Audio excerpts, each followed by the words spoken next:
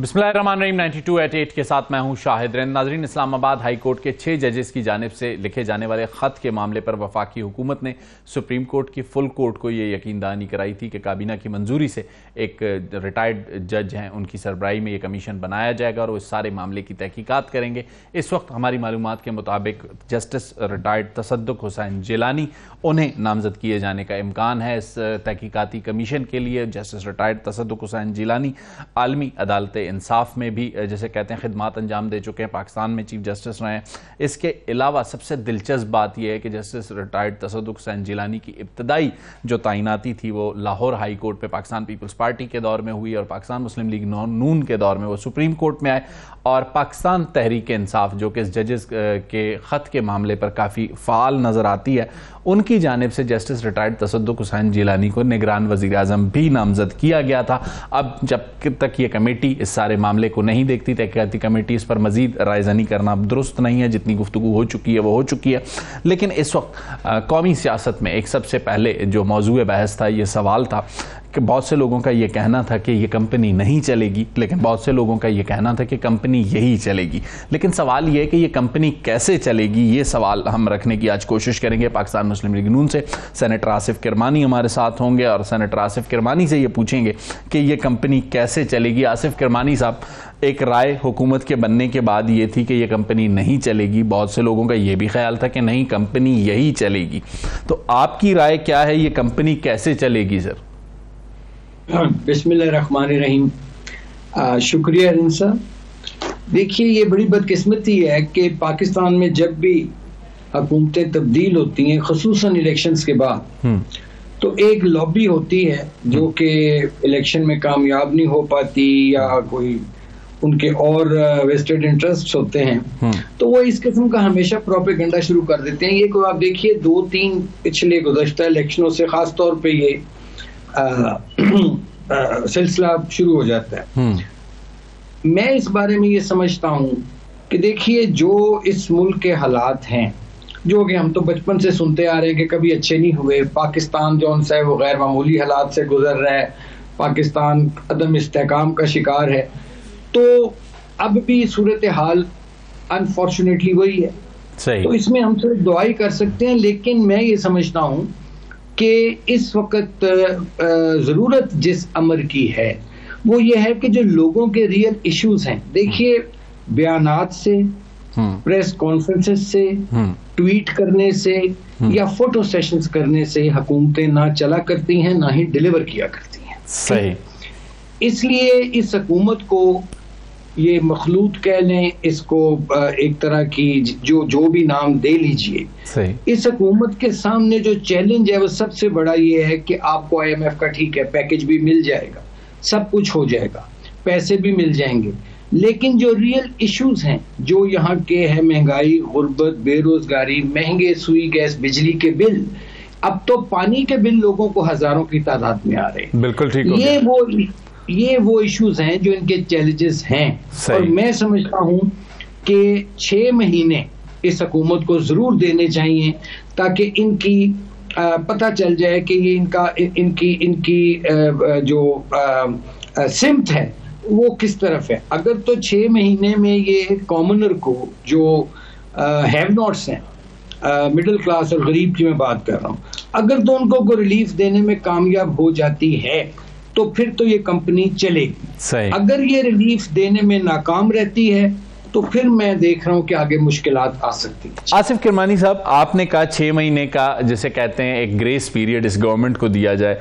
चलें ठीक है, ये आर्ग्यूमेंट भी माना जा सकता है, क्योंकि अगर 16 महीने पिछली इसने निगरान हुकूमत से पहले 16 महीने किसी और की हुकूमत होती तो हम कहते कि 6 महीने इस हुकूमत को दे दें, लेकिन चूंकि निगरान हुकूमत से पहले 16 महीने यही इत्तेहादी हुकूमत थी, मां सिवाय एक मौलाना साहब अब अपोजिशन में चले गए, वो उस वक्त हुकूमत का हिस्सा थे। अब मजीद 6 महीने का मतलब, इसका मतलब ये हुआ कि 16 महीने में तो कोई काम नहीं कर सके ना सर? देखिए, ये आपकी बात दुरुस्त है कि 16 महीनों में वो जो फैसला था हुकूमत लेने का उसकी हद तक तो ठीक था, लेकिन उसके बाद अगर इलेक्शन में चले जाते तो ये हालात ना होते। लेकिन चले, अब वो वक्त गुजर गया, अब सांप गुजर गया, अब लकीर पीटने का कोई फायदा नहीं। मैंने इसीलिए 6 महीने का है میں نے کوئی سال کا ٹائم نہیں دیا, میں نے کوئی 1.5 سال کا نہیں دیا. میں نے اس لیے کہا ہے کہ 16 مہینے وہ بھی لوگوں کو یاد ہیں.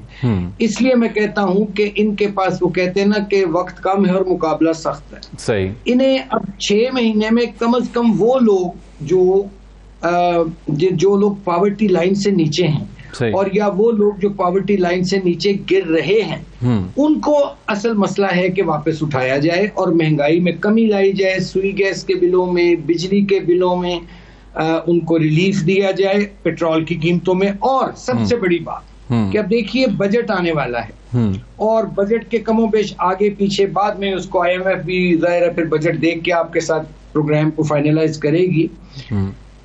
اصل صورت جو ہے وہ یہ ہے کہ اس IMF کے پروگرام میں رہتے ہوئے یا اس کے باہر رہتے ہوئے لیڈرشپ جو ہوتی ہے وہ چیلنجز کو قبول کرتی ہے. صحیح. لیڈرشپ وہی ہوتی ہے, لیڈر وہی ہوتا ہے جو عوام کی جہاد پہ, جس کی وہ کہتے ہیں نا پبلک پلس ہوتی ہے, پیپلز پلس. تو لیڈر ہوتا ہے وہ نامساعد حالات میں بھی پھر ایک روشنی کا راستہ نکالتا ہے. صحیح. ماضی میں آصف کرمانی صاحب, آپ نے بات کی کہ لیڈر چیلنجز کو قبول کرتا ہے. آپ کی بات سے ایسا لگتا ہے کہ کیا شہباز شریف کی لیڈرشپ پر کوئی کوسچن مارک ہے؟ کیونکہ رانا ثناءاللہ صاحب نے کہا کہ حکومت کو مضبوط بنانے اور چلانے کے لیے آصف علی زرداری صاحب کو پریزیڈنٹ بنایا گیا. تو اس کا مطلب تو یہ ہوا کہ آپ کو جو سہارا ہے, جسے کہتے ہیں وہ ڈوبتے کو تنکے کا سہارا, وہ پریزیڈنسی کا ہے, وہ شہباز شریف صاحب کی لیڈرشپ کوالٹیز کا تو نہیں ہے. نہیں, میں نے ایک جنرل انداز میں بات کی ہے کہ ایک جنرل لیڈرشپ کی کیا کوالٹیز ہوتی ہیں کہ وہ اپنی قوم کو بحرانوں سے نکالتے ہیں. میں نے اس پیرائے میں, جہاں تک رانا ثناءاللہ کی آپ نے بات کی, دیکھیے میں نے تو پہلے بھی آن ریکارڈ ہوں کہ یہ ایسی حکومت ہے کہ جس کی جان ایک ایسے طوطے میں ہے جس کا نام پیپلز پارٹی ہے. صحیح. اور وہ جب تک آپ کے ساتھ رہے گی, اور انہیں رہنا چاہیے, اس کی وجہ یہ ہے کہ اب ظاہر ہے جیسے تیسے بھی یہ ایک حکومت بنی ہے, اب انہیں چاہیے کہ ڈیلیور کریں. اب لوگ یہ بہانہ بازی نہیں لوگ سنیں گے. لوگ بے صبرے ہوئے ہیں, لوگ امپیشنٹ ہوئے ہیں, لوگوں کے گھروں کے کچن کے جو چولہے ہیں وہ بجھے ہوئے ہیں, لوگ ذہنی مریض ہوتے جا رہے ہیں. انصاف, میں پور اور مڈل کلاس کی بات کر رہا ہوں. بالکل ٹھیک کہہ رہے ہیں. میں اس 2% اشرافیہ کی بات نہیں کر رہا جو شاید ڈالر میں ارن کرتی ہے اور ڈالر میں سپینڈ کرتی ہے, یا پاؤنڈز میں ارن کرتی ہے اور پاؤنڈز میں سپینڈ کرتی ہے, جو ریالز میں ارن کرتی ہے ریالز میں سپینڈ کرتی ہے. ان کی بات نہیں کر رہا. بالکل ٹھیک. میں اس غریب اور مڈل کلاس کی بات کر رہا ہوں جس کے لیے قائد اعظم نے یہ ملک بنایا تھا. اگر آپ اس کو ان 6 مہینوں میں کوئی واضح ریلیف دے دیتے ہیں تو پھر تو میں سمجھتا ہوں کہ ستہ خیرہ. لیکن اگر مزید مہنگائی آتی ہے, مسئلہ دیکھیں نا, آج وزیر خزانہ نے کہا جی مہنگائی میں کمی آئی ہے. صحیح. اب ان سے یہ وہی بات ہے جب ایک وزیر خزانہ تھا پاکستان کا, مشیر خزانہ, اس کو کسی نے پوچھا کہ ٹماٹر کا کیا ریٹ ہے, اس نے کہا جی 17 روپے کلو. یاد ہے آپ کو؟ جی بالکل, کیونکہ وہ وزیر خزانہ ہے, مشیر خزانہ کبھی سبزی لینے نہیں گئے تھے. اچھا, جس وقت بازار میں 400 روپے کلو ٹماٹر بک رہا تھا, 17 روپے کلو. آصف کرمانی صاحب, آپ نے ایک بات کہی کہ اس حکومت کی جو طوطے کی جان ہے وہ پیپلز پارٹی میں ہے, اور آپ نے کہا ان کو ساتھ چلنا چاہیے. 2008 میں جب پاکستان پیپلز پارٹی نے گورنمنٹ فارم کی, PMLN اس گورنمنٹ کا ابتدا میں حصہ تھی, پھر چھوڑ گئی. آپ کو نہیں لگتا ہے کہ وہ غلطی PMLN کو اس کا آج کفارہ ادا کرنا پڑ رہا ہے؟ دیکھیں, اس وقت معاملات اور تھے, کچھ حالات اور تھے, لیکن میں سمجھتا ہوں کہ پاکستان جو اس وقت جن چیلنجز کو فیس کر رہا ہے اس میں تو میں سمجھتا ہوں کہ not only Peoples Party, not only PMLN, میں تو یہ اس خیال کا ہوں کہ بھائی سارے سر جوڑ کر بیٹھو اور اس ملک کے غریب عوام کی روٹی کی فکر کرو. یہ جو ہے نا انفراسٹرکچر, سڑکیں, پل, یہ بھی ضروری ہیں, لیکن یہ بنتے جائیں گے یہ بھی ساتھ. لیکن وہ کہتے ہیں نا خالی پیٹ تو دعا بھی یار قبول نہیں ہوتی. تو اس لیے جن لوگوں کے پیٹ خالی ہیں, جن کے سر ننگے ہیں, جن کے پیروں میں چپل نہیں ہے, یعنی دیکھیے نا اس ملک میں کتنا ظلم ہے کہ ایک ایسی کلاس ہے جو فٹ پاتھ پر پیدا ہوتی ہے، فٹ پاتھ پر جوان ہوتی ہے، فٹ پاتھ پر بوڑھا ہوتی ہے اور فٹ پاتھ پر مر جاتی ہے۔ صحیح۔ آصف کرمانی صاحب، آپ نے کہا کہ 6 مہینے کا ٹائم دیا جائے پرفارم کرنے کے لیے۔ حکومت بننے کے بعد ہم نے پہلی مرتبہ، جب سے میں اگر غلط نہیں ہوں آپ مجھے کریکٹ کر دیجئے گا، پی ایم ایل این جب سے گورنمنٹ میں آنا شروع ہوئی ہے، چاہے مرکز ہو چاہے پنجاب ہو، اس کے معاشی معاملات میں، اس کے فائنینشیل ڈیسیجنز میں اسحاق ڈار صاحب کی ایک بہت ہی اہمیت ہوتی تھی، لیکن آج کل ہم نے یہ دیکھا کہ شہباز شریف صاحب نے ڈار صاحب کو خزانہ کی ٹیم سے ہٹایا، خارجہ کی ذمہ داری دی، تو ایسا لگا کہ ممکن ہے وہ فائنینشیل ٹیم چینج کر کے اکنامک فیصلوں میں ذرا تبدیلی کر کے ریزلٹس لینا چاہتے ہیں، لیکن ایک بار پھر ڈار صاحب مشترکہ مفادات کی کونسل میں آ گئے ہیں جہاں وزیر خزانہ کو ہونا چاہیے۔ ای سی ایل کی کمیٹی پرائم منسٹر صاحب نے اپنے پاس رکھ لی ہے، محسن نقوی صاحب وزیر داخلہ بنا دیے ہیں، لیکن ان کو ای سی ایل کی کمیٹی میں رکھنے کو تیار نہیں ہے۔ تو یہ کیا مطلب شہباز شریف صاحب ایکسپیرینس کر رہے ہیں یا کوئی ڈسکمفرٹ ہے اپنی وزیر خزانہ اور وزیر داخلہ پر؟ دیکھیے میں خود اس بارے میں کلو لیس ہوں کہ یہ فرسٹ ٹائم ہی میں دیکھ رہا ہوں کہ وزیر خارجہ کے پہ حالانکہ اتنی خود ذمہ داریاں ہوتی ہیں اور وزیر خارجہ کا ایک پیر زمین پہ ہوتا ہے اور ایک جہاز میں ہوتا ہے، اور خصوصی طور پر پاکستان جس آئسولیشن میں گیا ہوا ہے، ہمیں بڑی ایک لارج سکیل ایک عالمگیریت ٹائپ کی، ایک عالمگیر سفارتکاری کی ضرورت ہے اور ایک ہمہ وقت 24/7 فارن منسٹر کی ضرورت ہے۔ مجھے تو یہ سمجھ آئی کہ کیوں ڈار صاحب کو اس میں رکھا گیا ہے، چونکہ یہ فرسٹ ٹائم ہی ہے۔ فارن منسٹر کو تو کبھی نہیں اس طرح کمیٹی میں ڈالا گیا، بلکہ پرائیویٹائزیشن کی جو کمیٹی ہے وہ اس کے بھی چیئرمین ہے غالباً، جہاں تک میری معلومات ہیں۔ جی بالکل۔ تو میرا خیال ہے کہ یہ ان کے لیے بھی، یہ میرا نہیں خیال وہ انصاف کر پائیں گے اسحاق ڈار صاحب بھی اپنی فارن منسٹری سے بھی اور ان ذمہ داریوں سے بھی۔ بہتر یہی ہے کہ اس میں جو لوگ، جن لوگوں کی یہ ذمہ داری ہے، ان لوگوں کو اس میں کمیٹیوں میں ہونا چاہیے۔ جی میں تو یہ بڑا کلیئرٹی ہے مجھے۔ آپ کے خیال میں آصف کرمانی صاحب، چونکہ بہت سے لوگوں کا یہ خیال ہے کہ ڈار صاحب مینز میاں نواز شریف صاحب، ڈار صاحب مینز مریم صاحبہ، تو آپ کو لگتا ہے کہ یہ میاں صاحب کے کہنے پر شہباز شریف صاحب نے ڈیسیجنز لیے ہیں یا پھر یہ ان کے اپنے ڈیسیجنز ہیں؟ میرا خیال ہے یہ دونوں چیزیں ہو سکتی ہیں۔ اس کی وجہ یہ ہے کہ دیکھیں ڈار صاحب کو تجربہ تو ہے نا فائنینس کے معاملات کا، تو ہو سکتا ہے وہ انہوں نے کہا ہو کہ بھئی ایک ٹکٹ میں 2 مزے لے لیں، کہ ساتھ ڈار صاحب کو خارجہ کے بھی معاملات وہ دیکھ لیں گے اور ساتھ رہنمائی کر دیا کریں گے، فائنینس کی بھی اگر کوئی ضرورت پڑے۔ تو میں اس کو ایسے دیکھتا ہوں کہ یہ کنسنٹ سے ہی ہوا ہوگا، جو بھی ہوا ہوگا، دونوں پرائم منسٹر کی بھی اور نواز شریف صاحب کی بھی۔ تو وزیر خزانہ نے اگر اس پہ کوئی، یا وزیر داخلہ محسن نقوی صاحب نے جیسے انہیں ریپلیس کیا گیا ہے، انہوں نے اگر کوئی ڈسکمفرٹ شو کیا تو پھر تو ناراض لوگوں کو منانے میں ہی پرائم منسٹر مصروف رہیں گے، پھر 6 مہینے میں پرفارمنس کا کیا ہوگا کرمانی صاحب؟ دیکھیے یہ آپ کی بات بالکل درست ہے کہ اس میں ظاہر ہے جب ایسے معاملات ہوتے ہیں تو کچھ لوگوں میں ان ایزی لوگ ہو جاتے ہیں، انکمفرٹیبل ضرور ہو جاتے ہیں، لیکن اگر سامنے مقصد بڑا ہو، مقصد ہو پاکستان کو اس کرائسس سے نکالنا، تو یہ پرسنالٹیز جو سی ہیں ان کو پھر نیچے رکھ کے بندے کو just for the sake of Pakistan سوچنا چاہیے اور مل جل کر کام کرنا چاہیے۔ میں نہیں سمجھتا کہ کوئی ایسی کوئی آگے کوئی میجر ڈیفیکلٹی آئے گی۔ جو آئے گی وہ میں نے آپ کو بتا دی ہے کہ آپ کو ایک ڈیمیج ریپیئر کرنی ہے، جو 16 مہینے کی حکومت کا خمیازہ ہم نے الیکشنوں میں بھگتا ہے، اس کو آپ نے 6 مہینے میں اگر لوگوں کو ڈیلیور کیا، چلے ڈیلیور 100% تو نہیں آپ کر سکتے، آپ کم از کم لوگوں کو ایک ہوپ نظر آ گئی کہ ہاں بھئی اس حکومت سے مہنگائی کم ہو جائے گی۔ جیسے میں نے عرض کیا نا، وزیر خزانہ نے کہا جی مہنگائی میں کمی واقع ہوئی ہے۔ اب مجھے تو، میں تو آج بھی بازار گیا تھا، گوشت بھی اسی طرح بک رہا ہے، چکن بھی اسی ریٹ پہ بک رہا ہے، سبزیاں پھل سب اس ریٹ پہ بک رہی ہیں، ادویات بھی اس ریٹ پہ بک رہی ہیں۔ تو وہ کس چیز کو، ان کا مہنگائی کا وزیر خزانہ کا کرائیٹیریا کیا ہے، وہ کس چیز کو انفلیشن کہہ رہے ہیں، مجھے یہ سمجھ نہیں آ رہی۔ بالکل اصل چیز یہ ہے بنیادی طور پر کہ لوگ اب امپیشنٹ اور بے صبرے ہو چکے ہیں۔ اس کا مظاہرہ الیکشن میں بھی ہوا ہے، جس میں لوگوں نے روایتی سیاست کو، روایتی سیاستدانوں کو مسترد کیا ہے۔ اب ان کا ٹیسٹ ہے کہ یہ دوبارہ لوگوں کے کیسے دل جیتتے ہیں، اور اسی صورت میں جیت سکتے ہیں، دل کے لوگوں کو ریلیف دیں گے تو لوگ آپ کے ساتھ کھڑے ہو جائیں گے۔ آصف کرمانی صاحب، چونکہ آپ نے بڑا کلوزلی کام کیا ہے میاں محمد نواز شریف صاحب کے ساتھ، اور آپ نے پنجاب کو بھی بڑا کلوزلی مانیٹر کیا ہے، چونکہ میاں صاحب کے جب قریب رہے ہیں، پی ایم ایل این کا اسٹرانگ ہولڈ جو ہے پنجاب رہا ہے. اس وقت مریم نواز شریف پہلی مرتبہ ایز اے خاتون چیف منسٹر سامنے آئی ہیں، اور میاں صاحب کی پولیٹیکل سکسیسر بھی تصور کی جاتی ہیں. اور اگر کہا جائے کہ پی ایم ایل این کا جو پارلیمنٹری پالیٹکس کا چیلنج ہے وہ کے پی بلوچستان یا سندھ نہیں ہے، وہ پنجاب ہی ہے، کیونکہ ہوم گراؤنڈ بھی ہے، نمبر گیم پہ بھی میٹر کرتا ہے. تو کیا مریم پی ایم ایل این کو پنجاب میں کرائسس سے نکال پائیں گی؟ آپ کے خیال میں کیپیسٹی ہے ان کی؟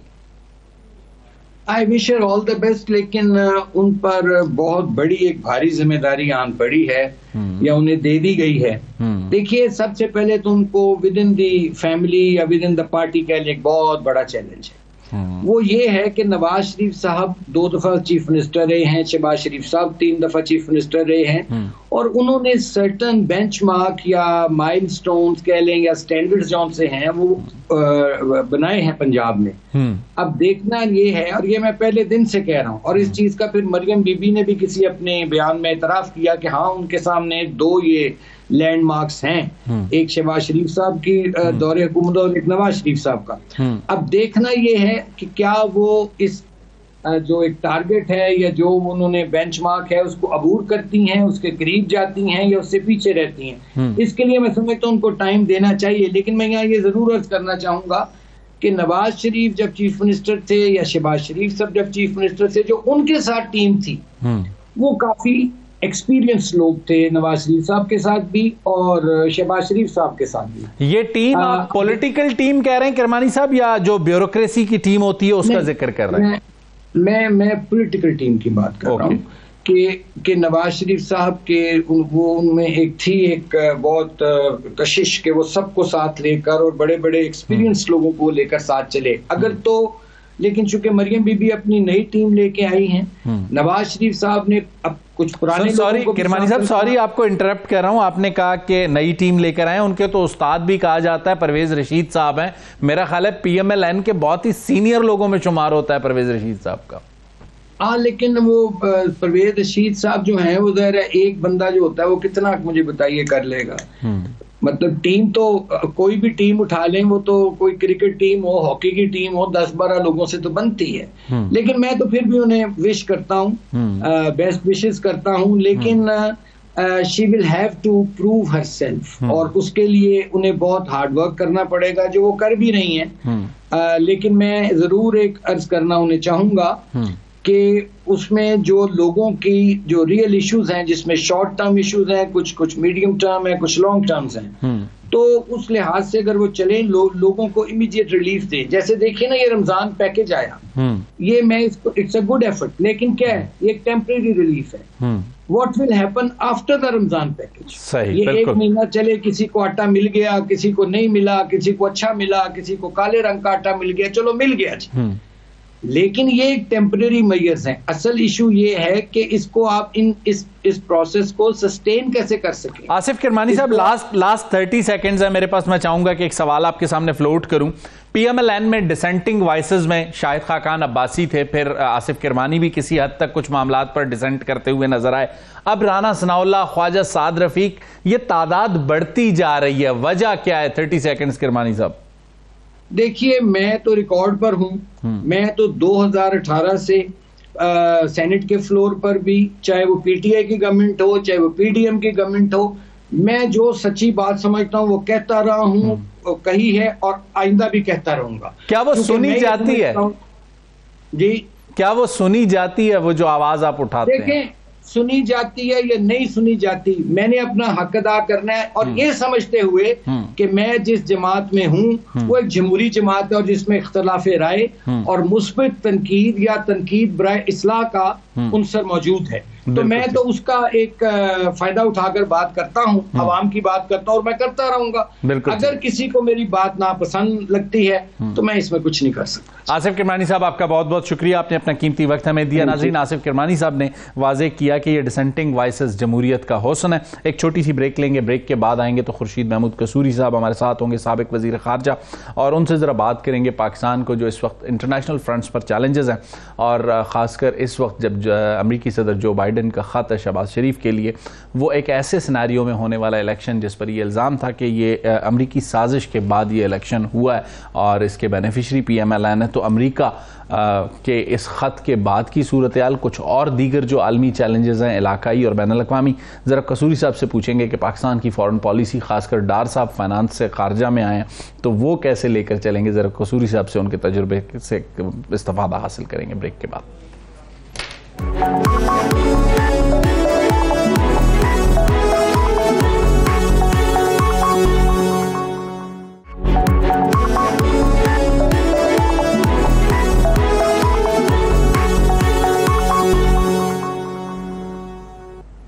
ویلکم بیک ناظرین۔ سابق وزیر خارجہ خورشید محمود قصوری صاحب ہمارے ساتھ ہیں۔ خورشید محمود قصوری صاحب جس زمانے میں وزیر خارجہ تھے، اس زمانے میں ہم نے بہت سی ایسے مقامات پر بھی برف پگھلتے ہوئے دیکھی جہاں ممکن نظر نہیں آتا تھا، باوجود اس کے کہ اس وقت جنرل مشرف ملک کو لیڈ کر رہے تھے، ایک فوجی سربراہ تھے، اس کے بعد پھر وہ پریزیڈنٹ بنے، لیکن اس وقت بھی ہندوستان کے ساتھ گفت و شنید ہوتی تھی، اس وقت بھی امریکہ کے ساتھ معاملات جسے کہتے ہیں کبھی تلخ کبھی شیرین ہر طرح کے رہے۔ تو ایک ڈفرینٹ سا ایکسپیرینس ہے خورشید محمود قصوری صاحب کا as a experience politician, as a وزیر خارجہ۔ قصوری صاحب، اس وقت اگر میں آپ کے سامنے یہ سوال رکھوں آپ کے تجربے کو سامنے رکھتے ہوئے، پی ایم ایل این جس کے ہم اگر ماضی کی پالیسی کو دیکھتے ہیں تو خارجہ امور پہ وہ بہت زیادہ مڈل ایسٹ پر ریلائی کرتے ہوئے نظر آتے رہے، لیکن اس بار ڈار صاحب کی بطور وزیر خارجہ جو نامزدگی ہے، آپ کو کیسے لگتے ہیں ڈار صاحب ایز اے پولیٹیشین اور ایز اے وزیر خارجہ کیا امپروو کریں گے خارجی امور میں ہم؟ دیکھیے، تجربہ تو ان کو بہت ہے انٹرنیشنل ریلیشنز کا، پہلے وہ فائنانس منسٹر کئی سال رہے ہیں۔ ضرورت فوکس کرنے کی ہے، ان کو فوکس کرنا پڑے گا۔ یہ جو فورن آفس ہے یہ 24/7 جاب ہے، اور یہی میں ان کو ایڈوائس دے سکتا ہوں، اور تو کچھ نہیں۔ تجربہ تو ان کو بہت ہے، یہ کہنا کہ وہ یہ نہیں کر سکتے بالکل غلط بات ہوگی اس میں، لیکن یہ نہیں ہو سکتا کہ یہ آپ کا سیکنڈری، یہ میں ایز اے پاکستانی ایڈوائس کر رہا ہوں کہ ایز اے سیکنڈری آبجیکٹو ہو جائے فورن آفس۔ مجھے تو آپ حیران ہوں گے آج یہ جان کے کہ میں کسی کو بتایا ہی نہیں تھا کہ میں پاکستان کا 5 سال لا منسٹر تھا۔ میں نے کسی کے کانوں میں یہ بات نہیں پڑنے دی تھی کہ میں لا منسٹر بھی تھا۔ مجھے فائلز آتی تھیں آفس میں اور میں ان کو ڈیل کرتا تھا لا منسٹری کی، لیکن جو منسٹر آف اسٹیٹ تھے ان کو میں نے کہا تھا بھائی آپ ہی کریں۔ کیا وجہ کیا تھی؟ کہ آئی تھاٹ کہ مجھے لوگ سیریسلی ایز فارن منسٹر نہیں لیں گے، اور یہ کام اس قسم کا ہے، بین الاقوامی کانفرنسز کی ہیں، آپ کی اتنی بریفنگ ہوتی ہے، آپ اگر اپنے کام میں محو ہوں تو آپ کو موقع نہیں ملے گا۔ اس لیے میں اپنے منسٹر آف اسٹیٹ پہ بھی ریلائی کرتا تھا کہ بھئی جہاں میں نہیں جا سکتا تھا ان کو بھیجتا تھا۔ تو میری اگر ڈار صاحب کو ایڈوائس ہوگی وہ ایک ہی ہوگی، تجربے والی نہیں ہے۔ تجربہ کوئی وجہ نہیں کہ وہ اگر فائنانس منسٹر ہیں تو فورن آفس کو ہینڈل نہیں کر سکتے، لیکن فورن آفس کو ہینڈل کرنے کے لیے ان کو 100% فوکس کرنا پڑے گا اس پہ۔ تو مطلب آپ کہہ رہے ہیں جیسے وزیر اعظم صاحب نے انہیں مشترکہ مفادات کی کونسل میں نمائندگی دی ہے وزیر خزانہ کو ہٹا کر، اس طرح کی جو چیزیں ہیں اس سے ذرا ڈار صاحب کو ڈسٹینس رکھنا ہوگا اپنی پرفارمنس کو فارن افیئرز میں بہتر کرنے کے لیے؟ دیکھیے، میں کسی سیاست بازی میں نہیں انٹرسٹ ہے مجھے، اسی لیے میں کوئی اس ایشوز پہ نہیں بولتا، کیونکہ جو نیشنل ایشوز ہیں نا اس سے فوکس ہٹ جاتا ہے کہ کیونکہ کرٹیسزم ہو رہا ہے تو میں بھی اپنی آواز میں اس میں ملا دوں۔ میں اس میں کوئی انٹرسٹڈ نہیں، میں نے جو کہنا تھا کہہ دیا، مطلب بالکل صاف ہے، اس میں کوئی لگی لپٹی نہیں۔ وہ کیا کرتے ہیں پرائم منسٹر، کیا کرتے ہیں، ان کی ثواب دید ہے، میں نہیں اس پہ بات نہ۔ جو میرا تجربہ آپ نے مجھے کہا وہ یہ ہے کہ میں تو سمجھتا تھا 24 گھنٹے کافی نہیں، اتنی مشکلات تھیں، اتنے پرابلمز تھے، اتنے ریجنز تھے۔ دیکھیں، کوئی تو وجہ ہے کہ ہمارے دور میں ہماری ریچ اتنی زیادہ تھی کہ ہم لیٹن امریکہ تک پہنچے ہوئے تھے۔ میرا جو آخری دورہ تھا وہ پریزیڈنٹ کے ساتھ ہی تھا، لیکن اس کے اندر ارجنٹینا، برازیل اور میکسیکو شامل تھے، جو عام طور پر یہاں سمجھا جاتا ہے کہ ہمارے وہ کوئی اس میں انٹرسٹ نہیں ہونا چاہیے، حالانکہ ہماری بین الاقوامی آواز بڑھ رہی تھی، ہمارا انفلوئنس بڑھ رہا تھا، ہر ہفتے کوئی نہ کوئی آیا ہوا ہوتا تھا۔ یہ ایسی ہے کہ جو کہتے ہیں نا حرکت میں برکت ہے۔ تو فورن آفس میں اور فورن منسٹر جو ہیں، باقی تو فورن آفس بڑا ٹرینڈ ہے، پر اس کی یہ پاکستان آرمی کے علاوہ دوسرا ایسا محکمہ میں کہہ سکتا ہوں جو 100% اپنے کام پہ فوکسڈ. جی بالکل ٹھیک. ان کا یہ نہیں ہے کہ آج ایگریکلچر سیکٹری تو کل کامرس سیکٹری، یہ یہیں رہتے ہیں. بالکل ٹھیک. کسوری صاحب، جو اس وقت سب سے اہم چیز ہے اگر میں آپ سے کہوں اور خارجہ امور کے محاذ پر کہوں، امریکی صدر بائیڈن کا جو خط ہے شہباز شریف کے لیے، اس کی جو ہیڈ لائن ہے وہ بہت امپورٹنٹ ہے کہ پاک امریکہ شراکت داری دنیا کی سلامتی کے لیے اہم ہے. جو سلامتی کا جملہ ہے، تو اس سے آپ کو نہیں لگتا کہ وہ ہمیں اب بھی وہی جو آج سے جسے کہتے ہیں 9/11 کے بعد سے جس عدسے سے امریکہ میں دیکھ رہا تھا، آج بھی اسی عدسے سے دیکھتا ہے؟ دیکھیے، میں اس کو ایک اور طریقے سے دیکھتا ہوں. تو میں اس کو ویلکم کرتا ہوں. میں ان لوگوں میں نہیں جو برائے اعتراض کرنے شروع کر دوں. یہ یونائٹڈ اسٹیٹس ایک امپورٹنٹ پاور ہے، ان کے پریزیڈنٹ کا جو لیٹر ہے اس کی اپنی اہمیت ہے، لیکن اس میں زیادہ پڑھ لینا ہمارے مفاد میں نہیں ہوگا. اس میں جو ہے بالکل کلیئرٹی ہے. ویسے بھی دنیا کے سامنے بات واضح ہے کہ ہندوستان انڈیا کا جو ہے اسٹریٹجک پارٹنر ہے اس ریجن میں. واضح ہے ریزن کہ کیا اس میں کوئی گیسنگ کے لیے کوئی پرائز تو نہیں ہے. ہندوستان اور امریکہ چاہتا ہے کہ چائنا کی رائز کو کنٹین کیا جا سکے. پاکستان کا تو اس کا شراکت داری کر ہی نہیں سکتا، کسی صورت میں نہیں کرے گا. کوئی حکومت نہیں کرے گی، civil military, PMLN، PTI، people party, نہ اس ملک کے عوام اس کی اجازت دیں گے. تو دیکھیں، جب ان کا اسٹریٹجک پارٹنر ہندوستان ہے تو ہمیں اس غلط فہمی میں نہیں رہنا چاہیے کہ اب وہ سچویشن آ جائے گی جو کولڈ وار کے بعد تھی. کولڈ وار کے بعد کیا ہوا تھا؟ پنڈت نہرو جو تھے وہ ایک خاص قسم کا ان کا ذہن تھا، وہ دنیا کو لیڈ کرنا چاہ رہے تھے اور وہ اینٹی کلونیل ان کا سٹانس تھا. اس وقت پاکستان نے بغداد پیکٹ، سینٹو، سیئٹو، ہر جگہ پہ شراکت داری تھی. پنڈت نہرو جو تھے وہ نان الائنڈ موومنٹ میں انٹرسٹڈ تھے. پاکستان جو تھا ہندوستان سے بہت ناراض تھے امریکن لیڈرشپ اس وقت، اور کافی وہ جب پرائیویٹلی بولتے تھے تو بہت سخت بات کیا کرتے تھے انڈین گورنمنٹ کے خلاف. لیکن وہ ہندوستان بدل گیا ہے اور وہ امریکہ بدل گیا ہے.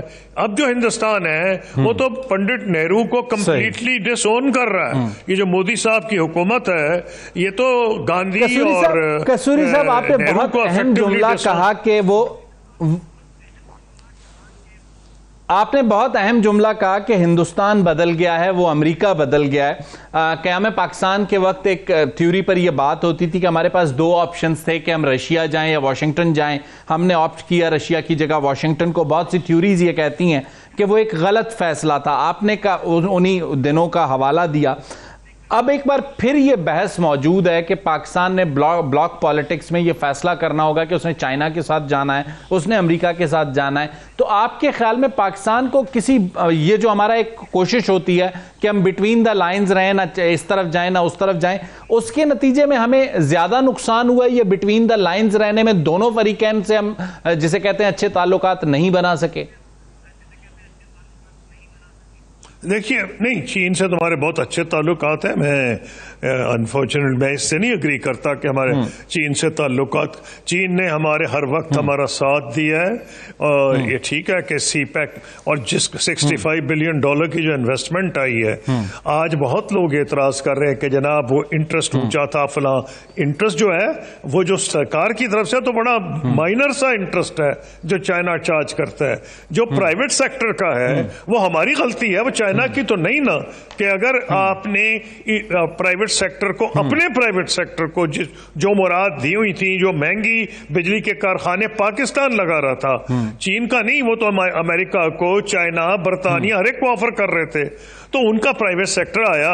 آج یہ بات کوئی شک و شبہ سے بالا ہے کہ ہماری اپنی پالیسی غلط تھی کہ ہم نے جو ریٹ دیے تھے اس وقت دنیا میں تقریباً کئی لوگ یہ کہتے ہیں ایکسپرٹس کہ بنگلہ دیش میں آدھے ریٹ پہ لگ رہے تھے چائنا کے ہی جو پروجیکٹس تھے. تو یہ تو ہمیں اپنے گلے میں جھانکنے کی ضرورت ہے نا.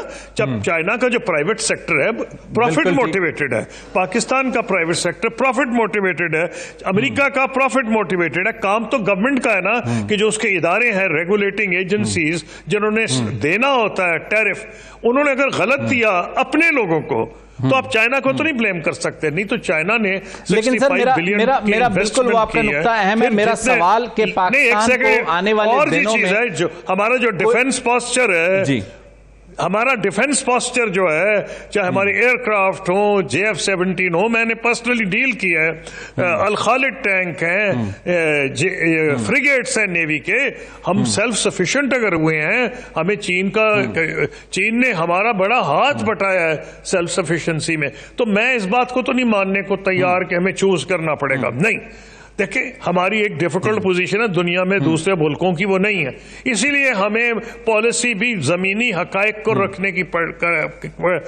کے کرنی پڑے. زمینی حقائق کیا ہے؟ چین ہمارا ٹرائیڈ ٹائم ٹیسٹڈ دوست ہے, نمبر 1. نمبر 2, امریکہ کے ساتھ ہمارے تعلقات اتنے قریبی ہیں کہ آپ کے جو پاکستانی اوورسیز ہیں نارتھ امریکہ میں وہ تقریباً, اور یورپ میں اگر آپ ملا لیں تو میرا خیال ہے کہ 2 ملین کے قریب ہیں پاکستانی نارتھ امریکہ میں, یورپ میں. یعنی ہمارا پھر جو اسٹوڈنٹس ہیں, پھر جو اوورسیز پاکستانیز وہاں جا کے سیٹل ہو گئے ہیں, ہمارے کانسٹنٹ امبیسڈرز ہیں. پھر انگریزی زبان جو ہے اس کی وجہ سے جو ہمیں آسانی ہے, ہم جھوٹ لانے کا کوئی فائدہ نہیں. سر امریکہ کو ہمارے قصوری صاحب ایک سوال, قصوری صاحب ایک سوال, آپ نے جو قربتوں کی بات کی وہ اپنی جگہ پر, لیکن امریکہ کو ہمارا جب بھی ہم تھوڑا سا جسے کہتے ہیں کوئی کوشش کرتے ہیں کہ ایران کے ساتھ معاملات کو ٹھیک کیا جائے, ایران کے ساتھ ٹریڈ کیا جائے, تو امریکہ ناراض ہو جاتا ہے. چین کی طرف ہم سی پیک کی صورت میں جانے لگتے ہیں تو پھر بھی امریکہ آنکھیں دکھانا شروع کرتا ہے. تو اس وقت ایک بار پھر سی پیک 2 کی بات ہو رہی ہے, فیز 2 کی. اس کے ساتھ ساتھ پاکستان چاہ رہا ہے کہ Iran Pakistan gas pipeline کو جسے کہتے ہیں کمپلیٹ کرے. انڈیا کے لیے ویور ہے, ترکی کے لیے ویور ہے ایران کے ساتھ ٹریڈ کرنے پہ, باقی ممالک کے لیے ویور ہے, پاکستان کے لیے نہیں ہے. کیوں؟ دیکھیے میں یہ سمجھتا ہوں جب میں فارن منسٹر تھا ہم اس وقت ویور کی بات کر رہے تھے اور اس وقت ہمارا خیال تھا ہمیں مل جائے گا.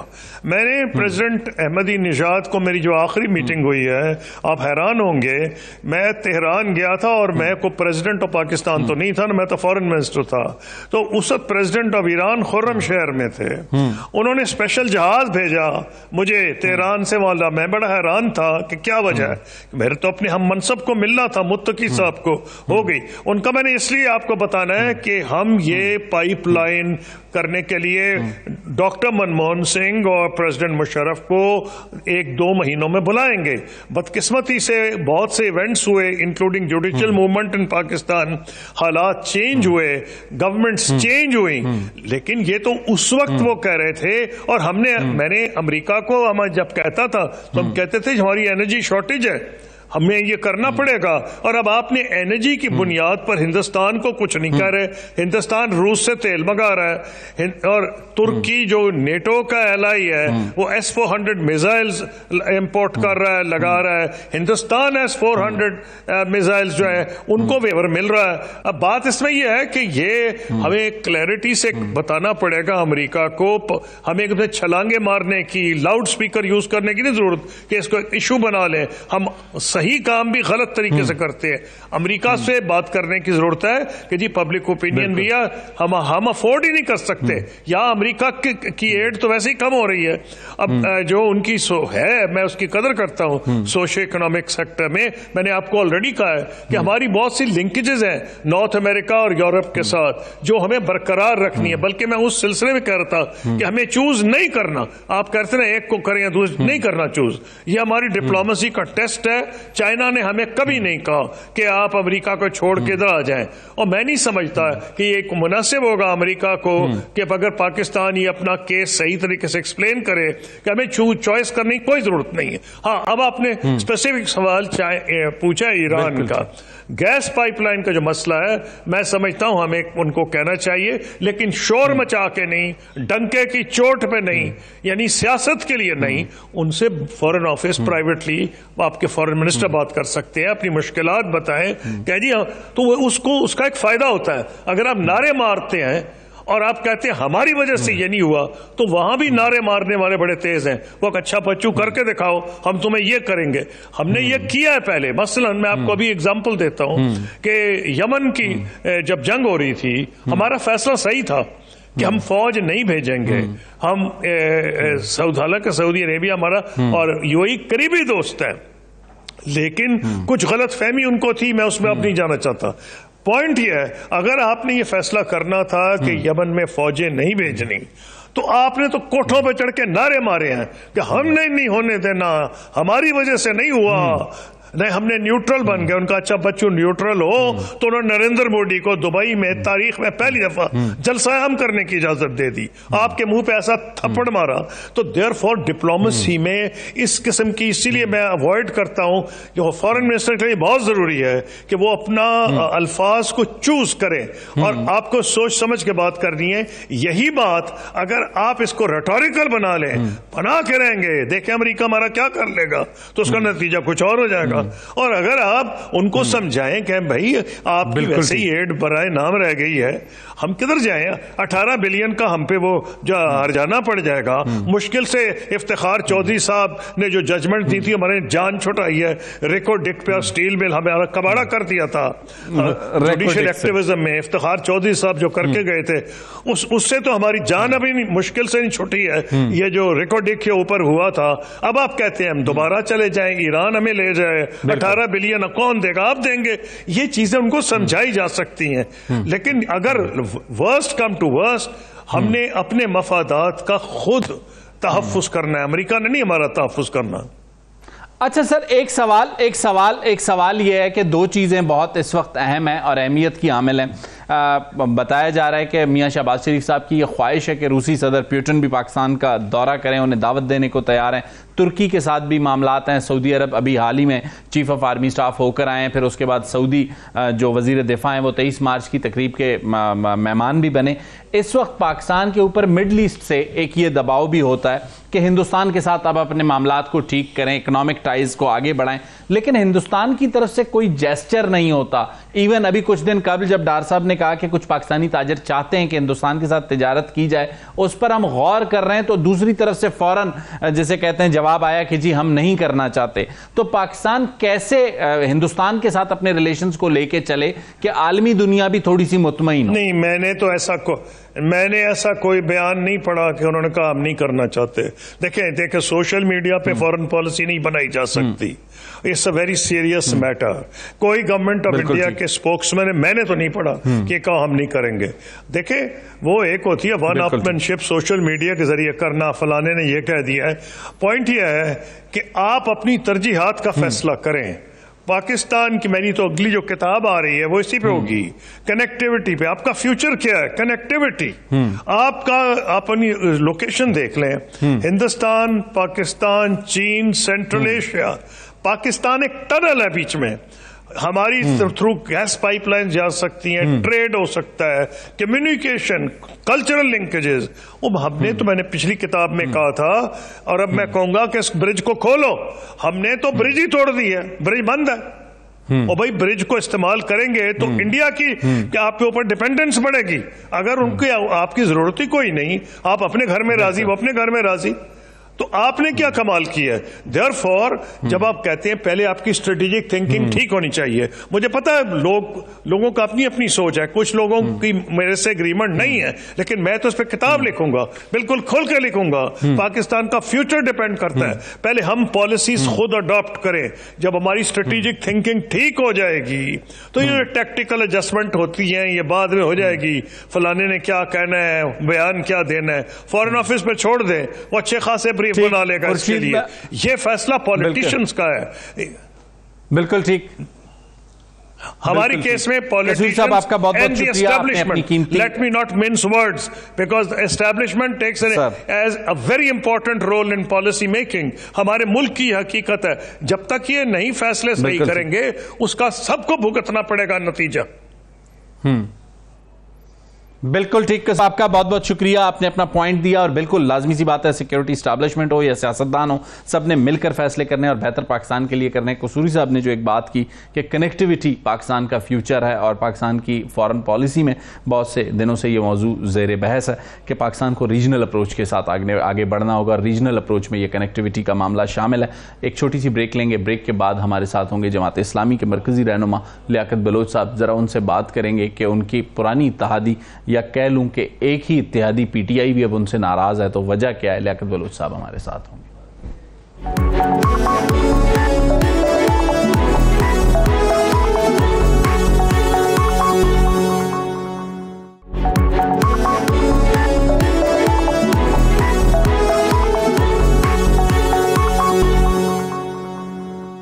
ویلکم بیک ناظرین. پروگرام کے لاسٹ سیگمنٹ میں ذرا بات کریں گے جماعت اسلامی کی. جماعت اسلامی پاکستان کی پارلیمانی پالیٹکس پر اتنی حاوی رہی ہو یا نہیں رہی ہو, لیکن اسٹریٹ پالیٹکس پر ہمیشہ ہی حاوی رہی ہے. لیکن قاضی حسین احمد صاحب, اگر میں غلط نہیں ہوں, قاضی حسین احمد صاحب کے بعد منور حسن صاحب جماعت اسلامی کے امیر بنے, اور پھر سراج الحق صاحب 2 بار امارت مکمل کر چکے ہیں. اس بار تیسری بار انتخابات کا مرحلہ جاری ہے.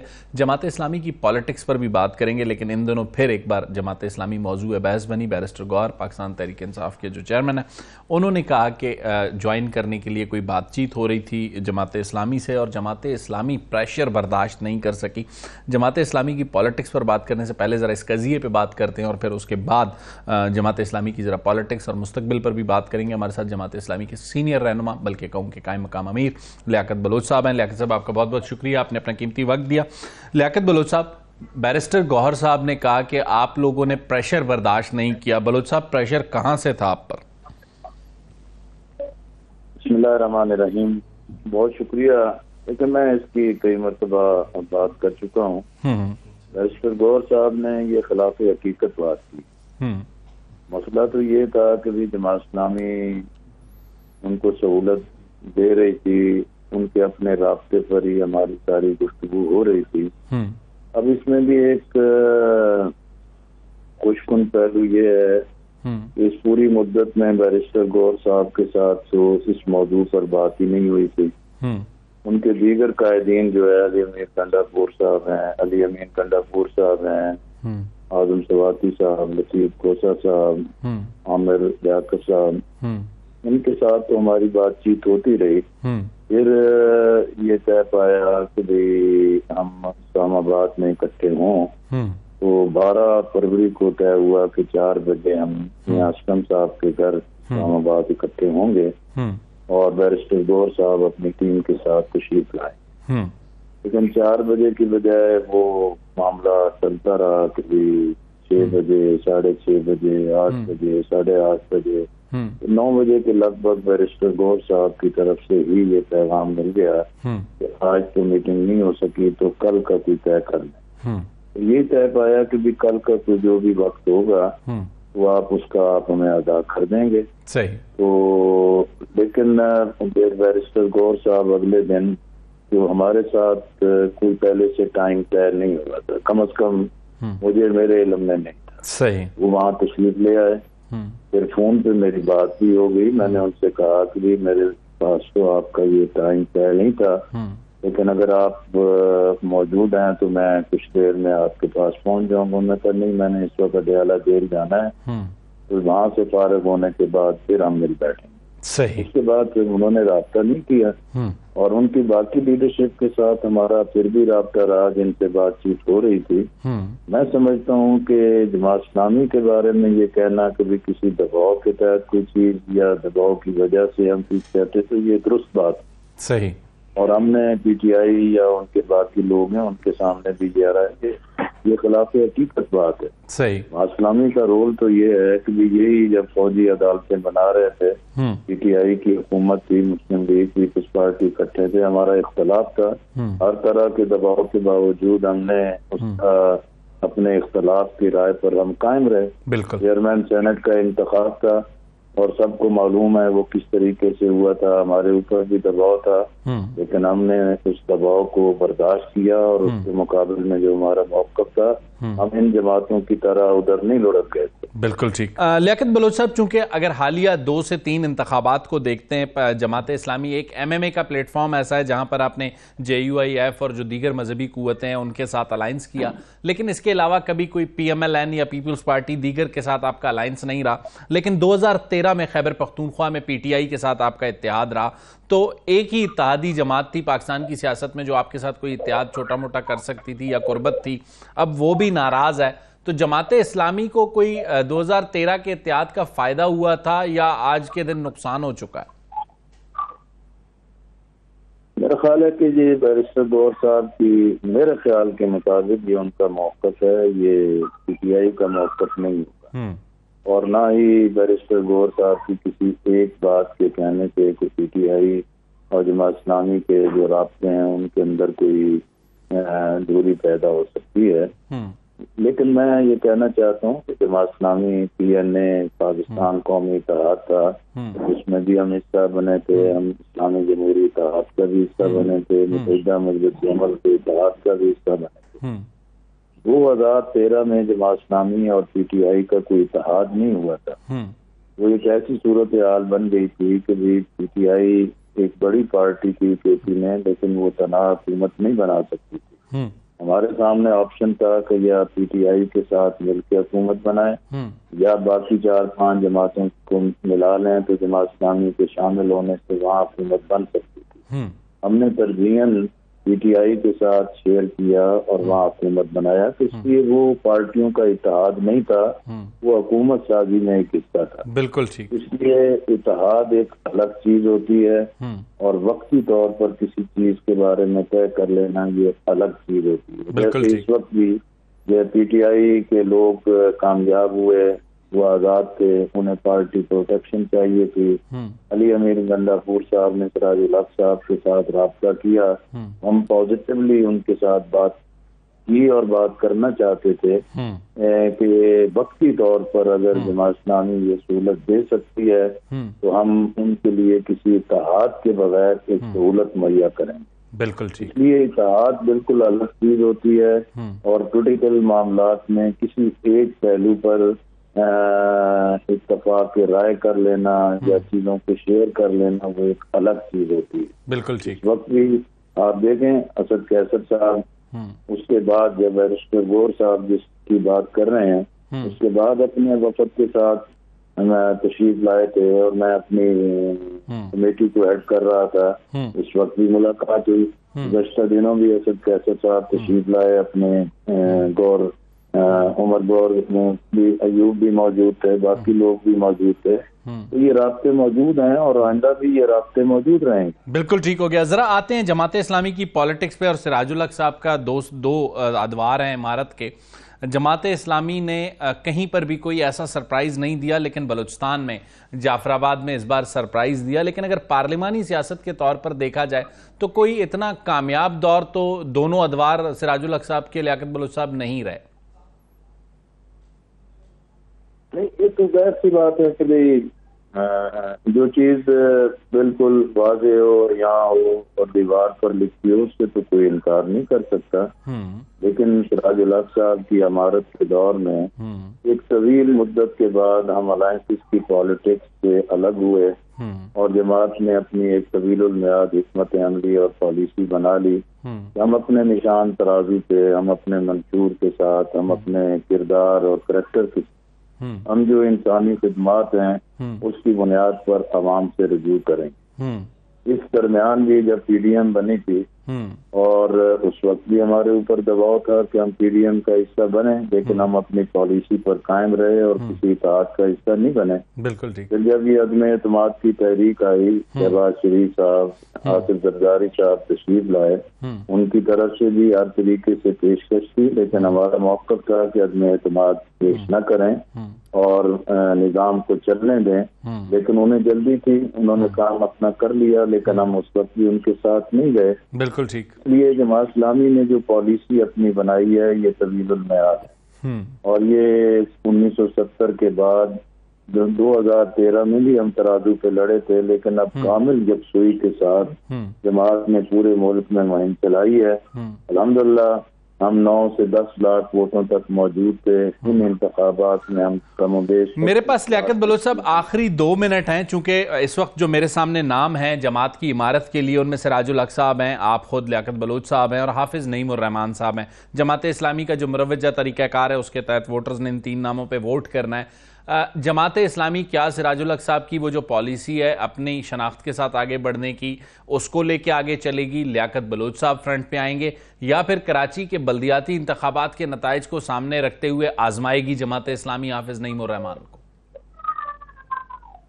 گزارش یہ ہے کہ اگر یہ مجھے ہی اس کے نتائج کا کوئی اعلان کرنا ہے تو پھر انتخاب کی کیا ضرورت؟ بالکل ٹھیک۔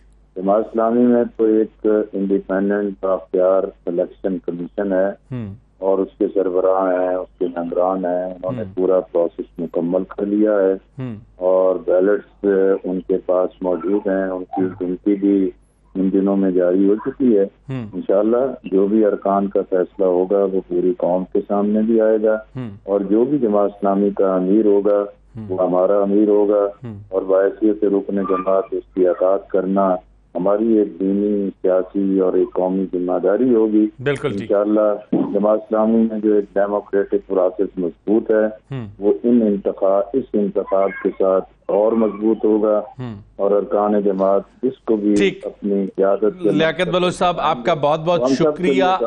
میرے پاس چونکہ وقت ختم ہو رہا ہے، بات کرنے کو بہت کچھ دل چاہ رہا تھا، لیکن وقت کی کمی کے باعث آپ کا شکریہ ادا کروں گا۔ آپ نے اس ساری صورتحال پر اپنی رائے دی۔ ناظرین اگلے پروگرام تک مجھے شاہد رند کو اجازت دیجیے۔ اللہ حافظ۔